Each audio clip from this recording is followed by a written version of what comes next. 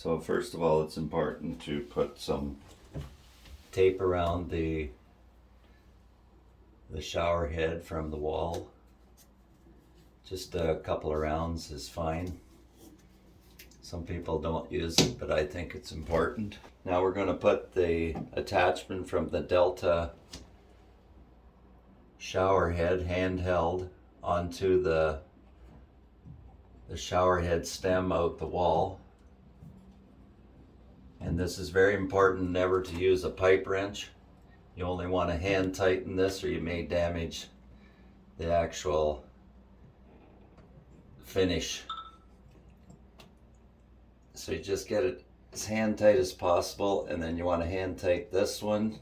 That's where the head goes onto. So, okay, ready?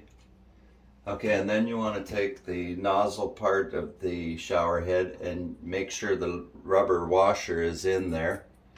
And you screw that on. Again, hand tight, do not use pliers. It's not necessary because it's a rubber grommet. The other end I've already attached. And then as simple as that, you put this in here and then you tighten this up a little more so it doesn't move around. Okay, then you just put your saddle in here. There is a little rubber strip on the back to hold it so it doesn't pop off on you. And you can toggle that any way you want. There's also different settings on here.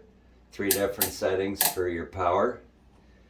And so now we're all set up with the hose connected to the handheld shower head. Then you we'll just turn the hot water tap on here and pull the nozzle out at the bottom. There you see the power. There's the other setting, and there's the other setting.